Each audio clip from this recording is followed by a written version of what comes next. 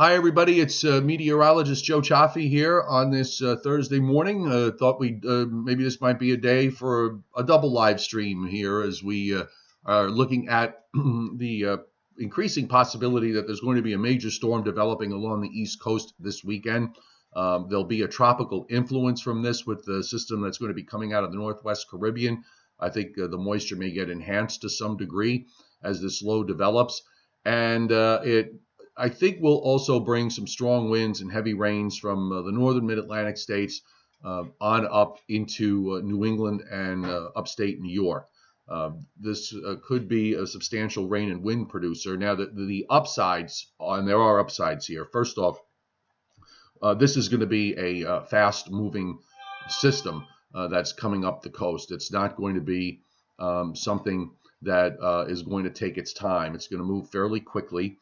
It is not, because it's developing very close to us, it is not like it's something that's coming out of the deep tropics and pushing a big wall of water. So with respect to tidal issues, I don't think, there may be some, but I don't think they would be as bad as it would be, say, if we were actually dealing with a full-fledged hurricane that we're moving up at, that had traveled a long distance.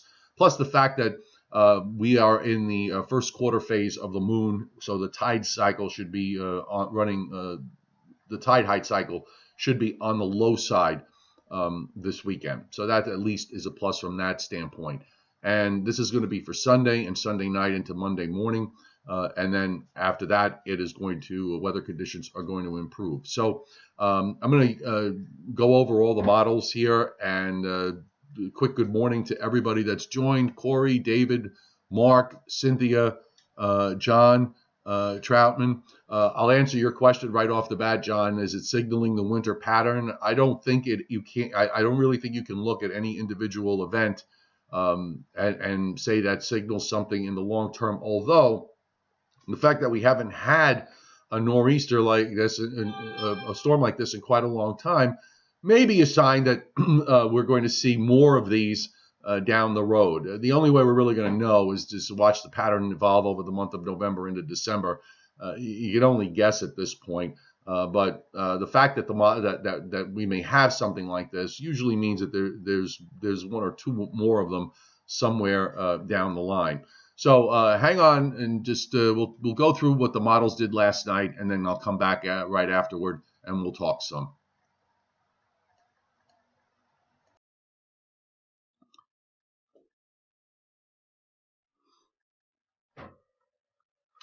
I thought I'd spend a little bit of time this morning going over what the overnight weather models are doing with regards to Sunday and Sunday night along the East Coast, as we have the potential for a major storm that will develop along the coast. So it's a very complex scenario that's happening overall. First off, this is the GFS from the overnight run, and I'm showing you at this point what it is supposed to look like for Saturday afternoon at 2 p.m. At that point, we do have a cold front that's approaching, and you can see the showers with that running up from the eastern Great Lakes down into the Gulf states. And you have what is some kind of tropical low that comes out of the Southwest Caribbean. There is disturbed weather there at the moment. And if we take a look at that on the satellite, on the visible satellite this morning, we do have some disorganized thunderstorms that are developing east of Nicaragua and Honduras. Hasn't really moved very much in the last couple of days, but it should start to soon move toward the north as a weak low begins to develop here. I've been saying all along that the tropical influence with this is not that important, whether it becomes a tropical depression or a tropical storm, which it may. Because ultimately we're going to see a extratropical or non-tropical cyclone develop out of this, and the GFS picks it out. You can sort of see it here Sunday afternoon.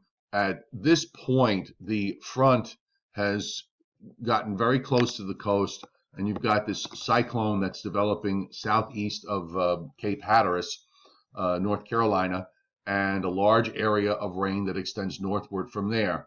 The GFS swings it out and intensifies it to a fairly deep cyclone east of Virginia, south of Montauk, with rain extending straight northward. You're starting to see the pressure gradient tighten on the west side, and then it really wraps it up as a fairly deep storm going right over Boston. What this would suggest to me with regards to impact is that we would wind up with some heavy rains in this area Sunday, Sunday into Sunday night. And the wind issue might wind up actually being stronger once the cyclone really gets wrapped up Sunday evening and goes by to our east, so that the stronger winds will be on the backside, so that we might get very windy here later Sunday, but particularly Sunday night into Monday morning as the winds go to the northwest. Now, all the models have some representation of this, and you can see the low eventually winds up going up north of Vermont. And New Hampshire and on up into Canada, even showing, by the way, some elevation-driven wet snow on the west side Monday morning in parts of eastern New York. I don't know how real that is, but in terms of everything that's going on here, I would think it's the least important thing to deal with at the moment. Now, the European is rather similar with this. You can see where the representation of the tropical system sitting east of the Florida coast, the non-tropical low developing southeast of the Carolinas. But the European takes it almost straight north. I can't show you the in-between, but it has a very deep cyclone sitting just east of the Virginia coast. It's about 90 miles to the west of the GFS track. When we take a look at the Europeans' track on this, it basically runs it up just kind of like that. Or maybe probably the better representation would be this way, and then almost northeast from there, taking it up into right along the New York State Vermont border by Monday morning. The European, with a much deeper low with all of this, it has a very deep low sitting east of the Virginia coast, so it would imply stronger winds on later Sunday into Sunday evening from the east, and then gradually, those winds will shift around to the northwest and also be very, very strong. The European was very bullish on strong winds, and also in terms of the rainfall, the GFS, which will show you the rainfall out of this. I think I probably could fairly show the total accumulated. Well, let's look at the 24-hour precip. I think that's probably a fairer view. So here's the 24-hour precip on the GFS going into Monday morning. And, amounts are going to increase more as you go further north, as we take out the first 6 hours and go to the next 6. So this is from Sunday 8 a.m. to Monday 8 a.m. So there's a fairly large area of 2-inch plus rains for northern New Jersey. The heaviest rains, because the GFS track is a little further to the east with the low near Boston, the heavy rains north and west of the track would be up the Connecticut River Valley into western Massachusetts and Vermont. The European has a much larger and more robust rainfall view of this going further to the west. Whoops, let me just change that. As would probably say that much of this area would wind up with several inches or more of rain through all of this. We have to kind of resolve how the track is going to play out with regard to this system. Now, here's the upper air. And, we showed this yesterday. You've got this very deep trough on this deep north-south trough that's neutral. We call this would be a neutral tilt when it's straight north-south. So it's getting ready to lift up and around, and that happens on the GFS. You can see how that trough goes negative. This is what we always refer to when we refer to a trough that's axis northwest to southeast. That's a negatively tilted trough. That's a powerhouse system when that happens. it's being forced that way by this other upper low that's dropping southward from Canada into the western Great Lakes. So it lifts up and around that. The Europeans' view is similar. The only minor difference, I think, in the Europeans' view is the fact that the trough is probably a, a little bit further to the west than the GFS, and that's probably why the European takes the surface low where it does, whereas the GFS takes the surface low where it does, and the Canadian is probably somewhere in between. So they all pretty much are in the same ballpark here with regards to how this is all going to play out. We have we have a lot of dynamics. The dynamics here are very, very powerful and very strong. You can take a look, when we look at it from the standpoint of all of North America, you can see how the upper air is shaped up. You've got a lot of extremes going on in the jet stream pattern. You have this big upper high in the Gulf of Alaska. You have this very strong ridge out in the Atlantic. So whenever you have extremes this way, they have to be compensated by extremes in the other direction. And here's your deep trough in the eastern part of the United States, and that is what is going to be lifting up and impacting us on Sunday. So the bottom line is that the weather model runs have they're pretty much lined up here. There's not really a whole lot that's different. I think we just have to kind of resolve the small details with all of this, and that's going to take a little bit of time over the next couple of days. By the way, if you look at the long range on the GFS, general troughing in the east gradually flattens out a bit. You still have a bit of a vortex in southeastern Canada that eventually does lift up, so that when we get into the longer term, a bit of a ridge pops up in the eastern part of the United States. Looks like the pattern after 10 days wants to change into something else. What it changes to, I'm not sure yet, but it may wind up being a bit of an evolutionary process. But certainly for the next week or so, we're going to be dealing with general troughing in the eastern part of the United States. So I'm going to leave you, by the way, with let me just punch up the U.S. since you folks really like to see the snowfall map. This is the GFS's view of total snowfall for the next 10 days. Use it with a huge, huge salt mine full of salt. Snow across the northern plains of the northern tier, generating some snows in some of the snow belt areas in the east and also down in the Rockies. But again, I would be very careful in how I would use this. I guess I'm just putting it up for laughs. So stand by, and I'll briefly come back, and we'll do a little commenting, and I'll try and answer whatever questions you have.